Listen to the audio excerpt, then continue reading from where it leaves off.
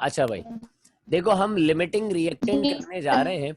Limiting reactant के numericals को solve कर रहे हैं पास्ट पेपर्स के। इंशाल्लाह संडे की क्लास में हम अपनी एक्स्ट्रा क्लास रखेंगे, तो हम इसको बिल्कुल थॉरली देखेंगे। लेकिन अभी भी मैं कोशिश करूंगा लिमिटिंग रिएक्टेंट में आपको खासा थॉरली दिखा दूं, ताकि आपको आगे के लिए मसाइल ना हो। खैर, बहरहाल देखो, लिमिटिंग रिएक्टेंट सबसे पहले होता क्या है इसको थोड़ा सा समझते हैं। कोई मुझे डेफिनेशन बताएगा लिमिटिंग रिएक्टेंट की? राया, हया, महाद?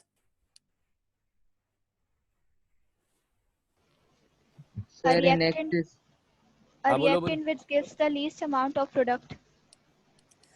A reactant which gives the least amount of product is known as a limiting reactant. एक ऐसा केमिकल रिएक्टेंट जो प्रोडक्ट का सबसे कम अमाउंट बनाए, सबसे कम नंबर ऑफ मोल्स प्रोडक्ट के दे सके, वो कहलाता है आपका लिमिटिंग रिएक्टेंट। क्या कहलाता है वो? आपका लिमिटिंग रिएक्टेंट कहलाता है। अच्छा, लिमिटिंग रिएक्टेंट का जो सवाल है उसको पहचानने के दो तरीके होते हैं, सिर्फ दो तरीके हैं। पहला तरीका, सवाल में लिखा हुआ होगा लिमिटिंग रिएक्टेंट। क्या इस सवाल में लिखा हुआ है लिमिटिंग रिएक्टेंट? Yes, sir. तो इसका मतलब हमें इस सवाल को पढ़ते ही हम डैम श्योर हो गए कि यार ये सवाल तो लाजमन लिमिटिंग रिएक्टेंट का ही है। अब अगर ये सवाल लिमिटिंग रिएक्टेंट का, एक तो तरीका ये हो गया कि सवाल में लिखा हुआ आ जाएगा, लिमिटिंग रिएक्टेंट का जिक्र आ जाएगा। So what's the second thing?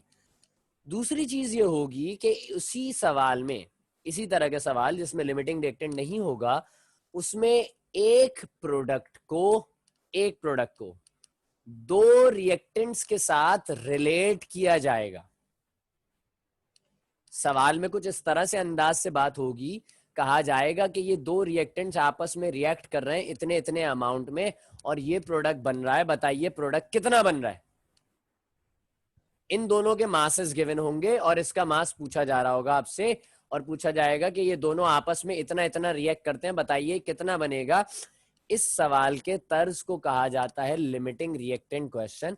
यानी कि एक सवाल जिसमें दो रिएक्टेंट्स को, किसी दो या दो से ज्यादा रिएक्टेंट्स को किसी एक प्रोडक्ट के साथ रिलेट किया जाए, that particular thing will be known as a limiting reactant question. बात यहां तक सबको क्लियर है? Yes, बस sir. यही होगा ना कि प्रोडक्ट एक होगा तो वो लिमिटिंग रिएक्टेंट की वजह से होगा। हो सकता है प्रोडक्ट के अंदर तीन चार चीजें भी हो, लेकिन आपको रिलेट सिर्फ एक ही चीज से किया जाएगा। सवाल में जिक्र सिर्फ एक ही चीज का होगा जिसके बारे में आपसे कहा जाएगा। बात समझ में आती है भाई? Okay sir. सही। तो यहां तक की कहानी हमने देख ली। क्वेश्चन मैं रब कर रहा हूं ताकि फिर हम जो है वो हमारे पास कुछ स्पेस हो जाएगी। मैं ये नीचे वाली चीज रब कर रहा हूँ। वैल्यूज सबने लिख ली है ना भाई? 76.2 थी या 72.6 जो भी थी, मुझे बता देना फिर। देखो, लिमिटिंग रिएक्टेंट का सवाल होता है कुछ स्टेप्स में। कितने? कुछ स्टेप्स में होता है, अलग अलग स्टेप्स में। अब व्हाट आर द स्टेप्स? सबसे पहला स्टेप,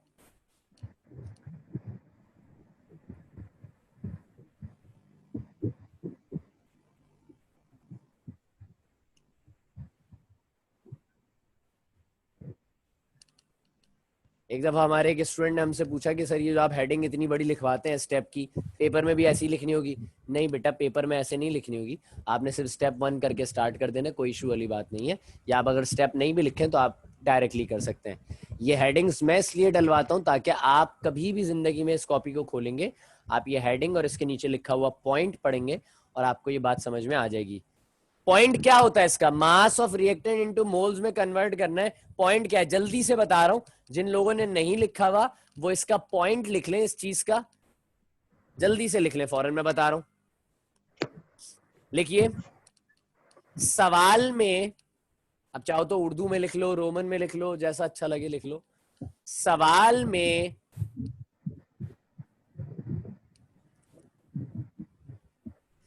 रिएक्टेंट के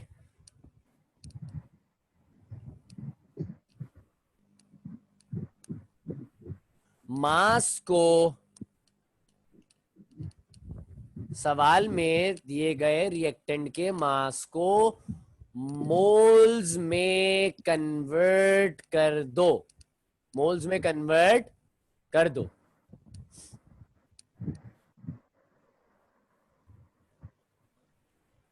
सबने लिख लिया? Yes sir. चलो आ जाओ। मोल्स का कोई फॉर्मूला बताएगा मुझे? नंबर ऑफ मोल्स निकालने का फॉर्मूला क्या होता है? Mass upon formula mass. हमने लिखा formula number of moles equals to mass upon formula mass. भाई हमारे पास तो ये एलिमेंट्स है ना, तो हम फॉर्मूला मास तो नहीं लिखेंगे। एक पर्टिकुलर सिंगुलर एलिमेंट के लिए क्या लिखते हैं? Atomic mass. किसके लिए निकाल रहा हूं मैं सबसे पहले? Fe, आयरन के लिए। नंबर ऑफ मोल्स मुझे मालूम करने हैं, मैंने ऐसे लिख लिया इसको, नंबर ऑफ मोल्स। मास कितना गिवन था सवाल में? 76.2 ग्राम। 76.2 ग्राम। एटॉमिक मास ऑफ आयरन क्या होता है?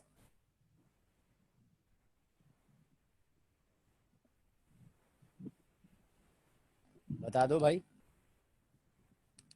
55 55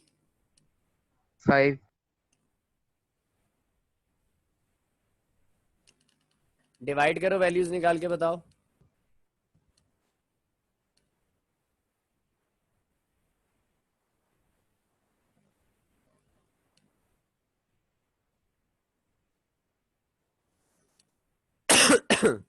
पॉइंट 385। क्या आ रहा है answer? 1.385। 1.385 That's good. 1.385 and we will write the unit as moles. तो हमने मास को कन्वर्ट कर लिया भाई मोल्स में। अब्दुल मोइज, अब्दुल मोइज,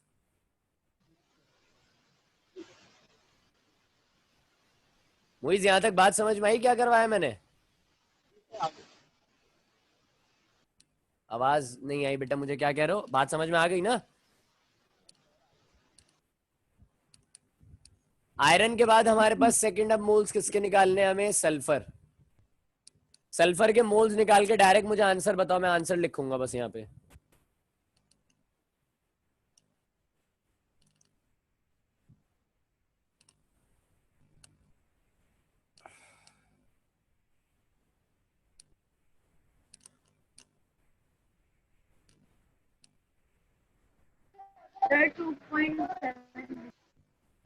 क्या आ रहे हैं? 2 पॉइंट। सल्फर का मास कितना गिवन था? 32 ना ना ना ना, एटॉमिक मास नहीं पूछा। 86.7 86.7 मास उसका गिवन था, और फिर हमने उसको उसके एटॉमिक मास से डिवाइड करा है, which is the 32, and we'll get an answer which is 2.38. 2.70 38 तो खैर नहीं आएगा, 2.7 2.70.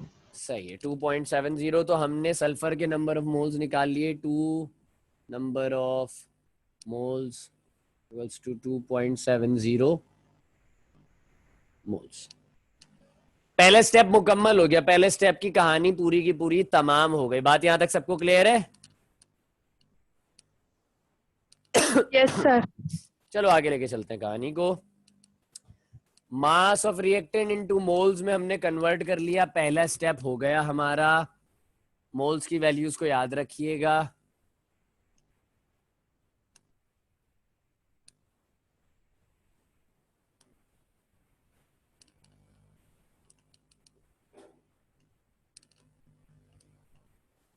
चलो आ जाओ, आगे चलते हैं कहानी को लेके। क्या है?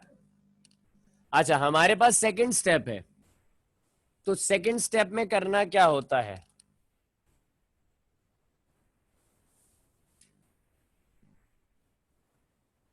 मोल्स ऑफ प्रोडक्ट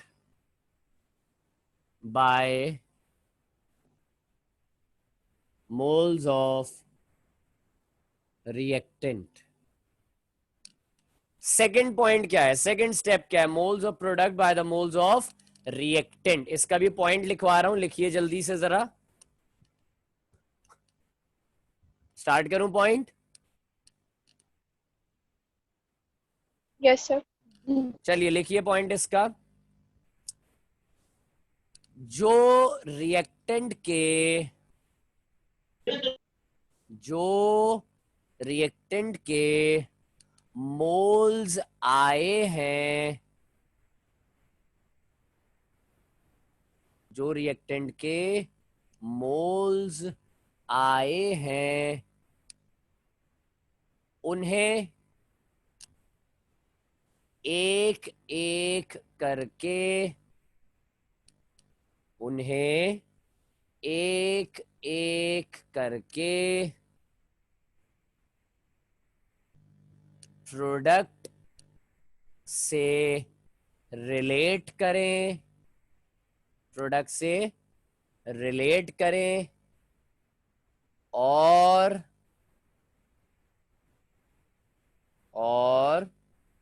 प्रोडक्ट के मोल्स निकाल लें, और प्रोडक्ट के मोल्स निकाल लें। लिख लिया सबने?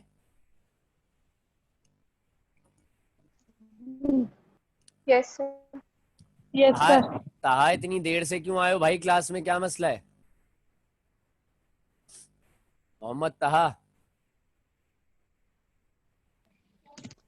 यस सर, वो बाहर गया था थोड़ा काम से। बाबू इस टाइम पे नहीं जाया करो ना काम से यार, इसी टाइम जाते हो तुम लोग। कह रहे moles of product by the moles of reactant, reactant के जो मोल्स निकाले थे उसी से प्रोडक्ट के मोल्स निकालने हैं।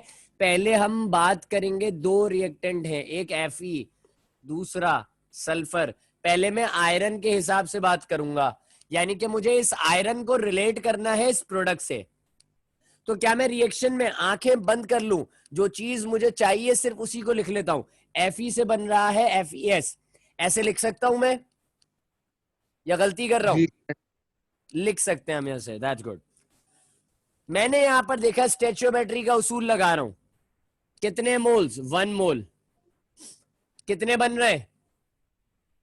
1 मोल। पहले से 1 है, चेंज करने की जरूरत तो नहीं है। No sir. सही है। Fe के कितने मोल्स निकाले थे? अगर 1 मोल से 1 मोल बन रहे हैं तो अगले कितने मोल्स निकाले थे Fe के, जो आपने कैलकुलेट करे थे अभी लास्ट स्टेप में? बताओ। 1.38 1.38 मोल्स। 385। 385 मोल्स। 1.385 मोल्स से इसके कितने बनेंगे? दोनों 1 1 थे, बराबर थे। ये 1.385 हो गया, तो ये कितना? दैट्स गुड, 1.385 मोल्स हो जाएंगे ये भी। एक से पता चल गया, एक रिएक्टेंट से कितना बनेगा पता चल गया। आओ दूसरे पे चलते हैं।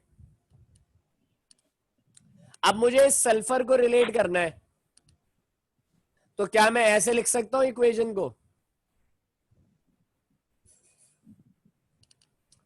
ऐसे रिलेट कर सकता हूं मैं? यहां कितने मोल्स? 1 मोल। यहां कितने मोल्स? 1 मोल। भाई 1 मोल से कितने बने? 1 मोल। सल्फर के कितने मोल्स निकाले थे लास्ट आपने? 2.70। 2.70 मोल्स थे। तो इससे इसके कितने बनेंगे? 2.70। 2.70 हो गया। यहां तक हो गया।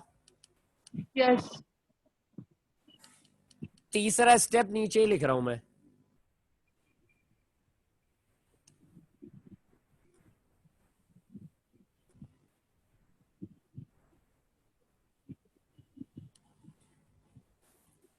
Find the limiting reactant.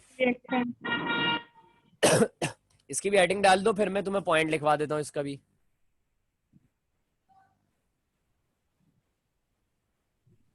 Sir 1 मोल कैसा आया? 1 मोल कैसे आया? 1 मोल ऐसे आया सिमरन, यहां देखो कोई नंबर है, Fe से पहले कोई नंबर है, तो इसका मतलब ये 1 है यहां पर। तो इसके 1 मोल है।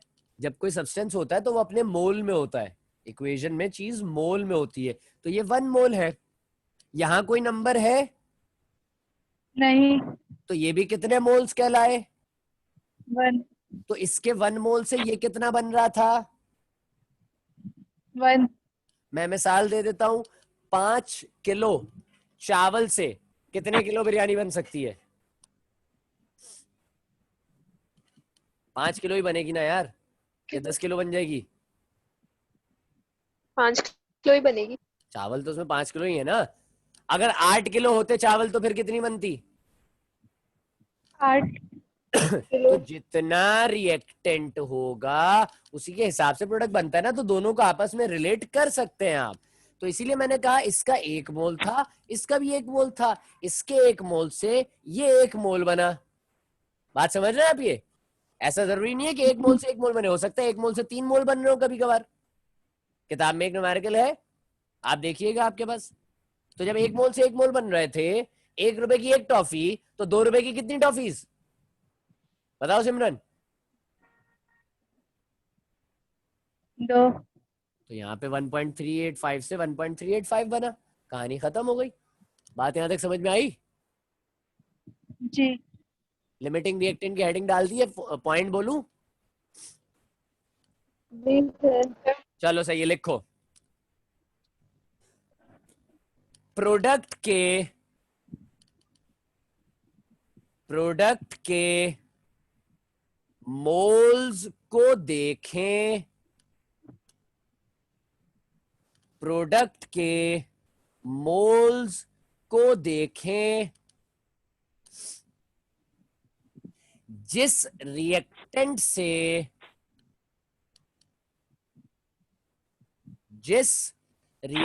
से कम मोल्स बने हो,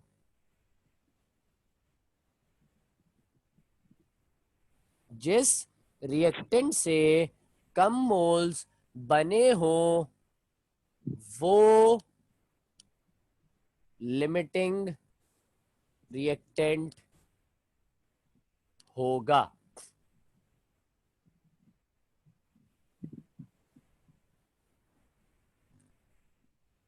लिख लिया सबने point?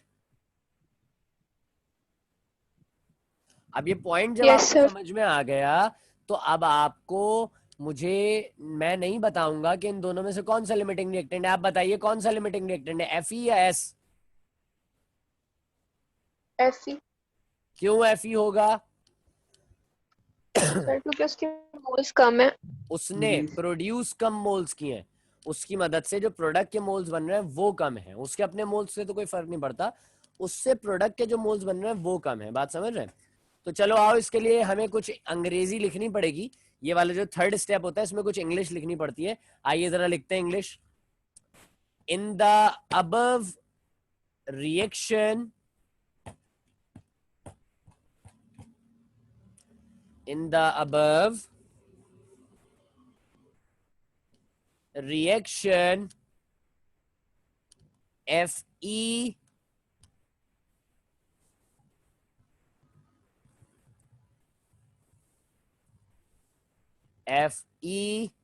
is a limiting reactant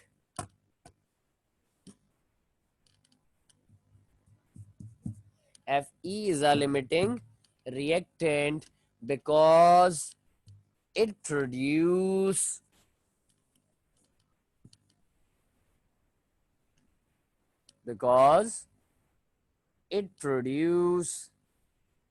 the least amount of product,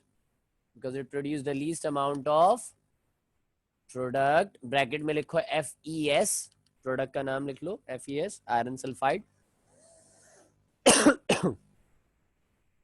which is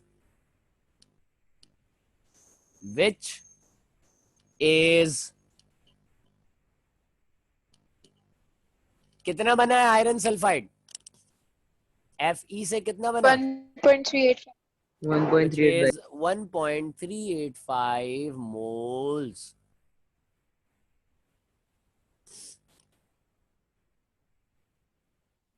बात समझ रहे?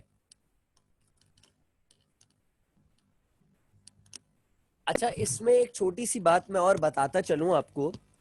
वो बात ये है कि अक्सर लिमिटिंग रिएक्टेंट का जो क्वेश्चन है उसमें एक बात ये कही जाती है कि आप बताइए मैक्सिमम प्रोडक्ट कितना जनरेट होगा। सवाल में ऐसी दो एलिमेंट्स का जिक्र आता है, एक प्रोडक्ट से रिलेट किया जा रहा होता है और फिर कह दिया जाता है कि बताइए मैक्सिमम प्रोडक्ट किससे जनरेट होगा। सॉरी, मैक्सिमम प्रोडक्ट कितना जनरेट होगा। कोई बताएगा मुझे उसमें क्या तरीका लग सकता है, क्या उसमें कुछ चेंजेस होंगे। लिमिटिंग रिएक्टेंट वो सब्सटेंस है जो प्रोडक्ट का सबसे कम अमाउंट प्रोड्यूस करे, तो इसका अपोजिट क्या होगा लिमिटिंग रिएक्टेंट का।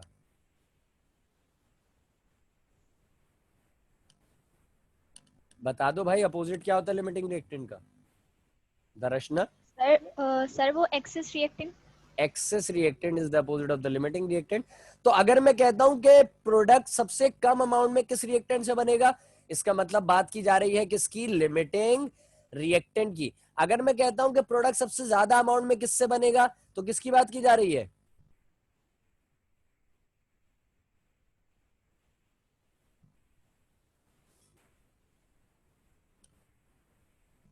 बता दो भाई, किसकी बात की जा रही है। Access reactant. एक्सेस रिएक्टेंट की। फिर आप कैलकुलेशन जो है वो एक्सेस रिएक्टेंट के लिए भी करके दिखाएंगे। खैर, आपने यहां तक इंग्लिश की एक लाइन लिख ली। इसके बाद हम लोगों ने नेक्स्ट स्टेप की जानिब जाना है। एक छोटी सी बात ये है कि मीटिंग का टाइम जरा कम रह गया क्लास का, तो मैं मीटिंग एंड कर रहा हूँ। दोबारा से रीज्वाइन कर लो सारे जल्दी से, शाबाश, फौरन, फास्ट।